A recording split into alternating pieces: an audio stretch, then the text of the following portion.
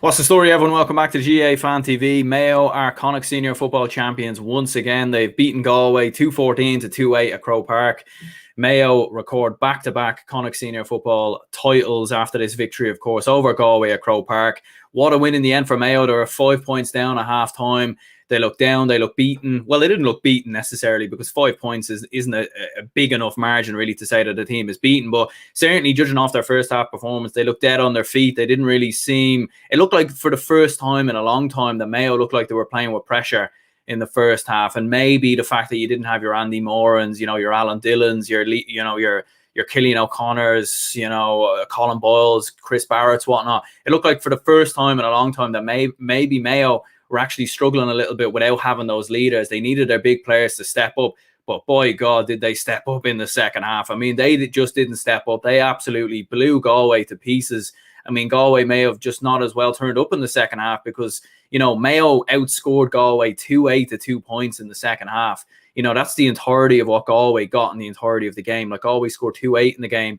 Mayo scored that in the second half alone. I mean, the second half wasn't even a contest. I mean, Mayo should have even won it more comfortably. A 6 points win actually flatters Galway, in my opinion, because Ryan O'Donoghue scored a perfectly good goal that was, for whatever reason, disallowed. Another horrendous decision by the referee, which will probably get overlooked because Mayo won the game anyway. But I mean, there's just been so many horrendous decisions in Gaelic games this year. There really, really has. But you obviously had James Carr with that late chance. Like, he could have easily put that in the back of the net, but he was kind of just taking the piss, really, putting it over the bar, kind of just messing around. And obviously the game was pretty much wrapped up by then, and he pretty much knew that as well.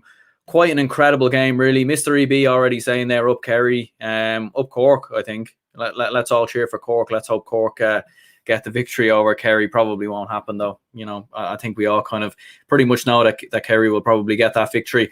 But yeah, what a turnaround for Mayo. Look, fair play to them. This is the first time this year that they've come up against high quality opposition in terms of a Division 1 team. Well, obviously not a Division 1 team anymore. Galway are down in Division 2, but certainly compared to the teams that Mayo have played this year, this has definitely been their toughest test. And certainly they were up against it at half time, and it's the first time in a while really that Mayo have had to dig deep and really kind of stand up and fight back, because even last year they were always really in control in that All-Ireland semi-final against Tipperary. They weren't great against Galway in the Connacht final last year, but they were always in front. They always, it was always theirs to lose. And even, this year, obviously playing the likes of Sligo and Leitrim, they were never going to lose them games. So this was the first time in a long time that Mayo really did need to step up and really show, what they are made of. And they really did. Like, fair play to them. Massive, massive credit, has to go to the likes of Matthew Rowan, who obviously got man of the match in RTE, and rightly scored 1-2. An absolutely brilliant goal late on in the second half, going past, one or two players and then just putting it through the legs of Conor Gleeson. Really, really well taken finish. And even the likes of your Conor Loftus as well, I thought was brilliant. Ryan O'Donoghue, Tommy Conroy looked so explosive in the second half. Only scored 2 points, but easily could have got more. And Ryan O'Donoghue, like what we said, he scored 1-3. But he could have easily, that goal at the end should have stood, so he should have had 2-3. He was really harshly done by there. And certainly Ryan O'Donoghue, it looks like a player who's getting better as time has gone on. I remember him against the Dubs in the All-Ireland final last year. Gave Dublin all sorts of problems in that game, and certainly in this game for Galway, he caused them all sorts of problems as well. And Galway I don't know what happened to them in the second half. They were saying in commentary that it was conditioning, but it seemed like tactically as well that Padraig Joyce just never really reacted to what Mayo done in the second half. Like, obviously Mayo really pressed up on Galway. And Galway were playing, out from the back quite a lot. They weren't hitting long kick passes or any of that nature. The likes of your Johnny Heaney's or your Dylan McHugh's or your Kieran Malloy's, they were happy to keep possession in their own, area of the pitch. They were happy to knock it around, hand pass it around. And Mayo, like James Horan, definitely recognised that, because Mayo just pressed up completely on Galway in the second half and kept turning Galway over. And you were seeing at different stages, like Galway were playing a dangerous game, just playing it around at the back and causing all sorts of problems. And, in my opinion, what they needed to do was just try something different. Start hitting it long up to Damien Comer, who was, isolated up there in the full forward line. Like, just hit long balls up to him. Let's see what he can do. Let's try something a little bit different, because clearly it just wasn't working at all for Galway in the second half. Shane Walsh was very quiet as well. Obviously, Mayo, put man markers on the likes of your Shane Walshes and, your Damien Comers. And, Galway just didn't have the same influence. Paul Conroy looked rattled as well at different stages. And Galway just really stuck to that same game plan in the first half in the hopes that it would work. And, Padraig Joyce and his management team just didn't react to it at all. Like, they needed to try something different.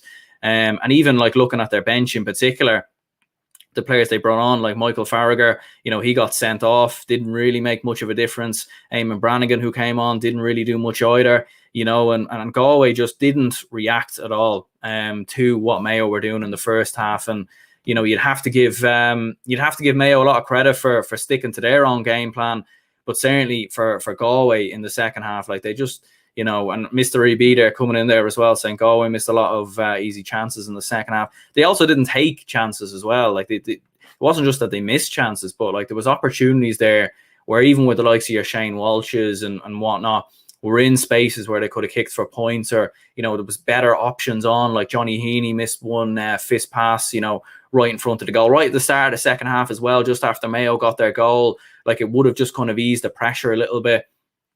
And, like what we were saying before, Galway didn't score in the second half till the 60th minute, and that was from a free. Like, I mean, I think they scored 1 point from play in the second half.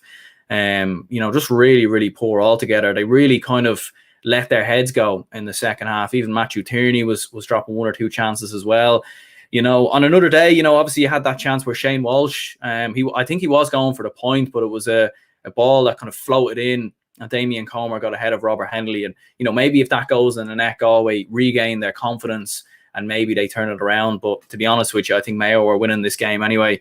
Like really after about 10 to 15 minutes of the second half, like it was one-way traffic, and Galway weren't even getting close to the likes of your Tommy Conroys, your Ryan O'Donoghues, who were kicking points from 30 to 20 meters without really any challenges at all. They were skipping around players as if they weren't even there. Like Mayo, every time Mayo ran at Galway, it caused problems. Mayo were creating goal chances.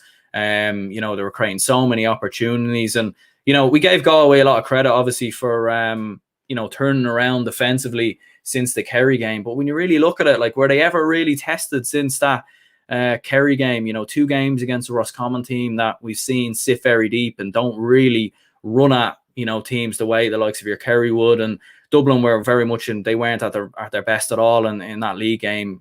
So we can't really look into that too much either. So you're kind of looking and you're thinking, have Galway actually gotten better defensively since that Kerry game? Or maybe they just weren't tested at all, because as soon as Mayo ran at them with the likes of your Tommy Conroys and even some of the players they brought off the bench as well, like Owen McLaughlin and James Carr, and even Kevin McLaughlin as well, who scored a very tidy point late on in the second half. So I think massive questions need to be asked of Galway's management.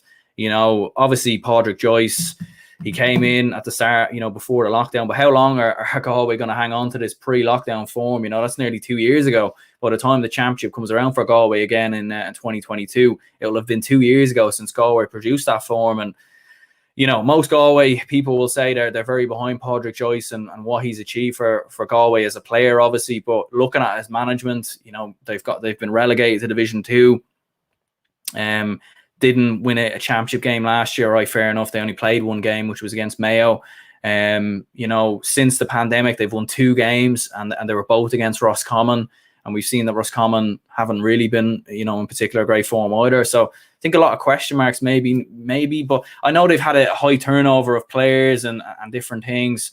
Obviously, they have a lot of young players coming through, a lot of under-20 players. So still a lot of potential for Galway maybe in the next 3 to 5 years to get up there again and win Connacht titles. But yeah, it just seems like it's compared to what people expected at the start of 2020, they look a million miles away now, challenge for an All-Ireland, in my opinion. And look, listen, fair play to Mayo. It'll be interesting to see how they get on against either a Dublin or a Kildare. I think most people would feel it would be against a Dublin.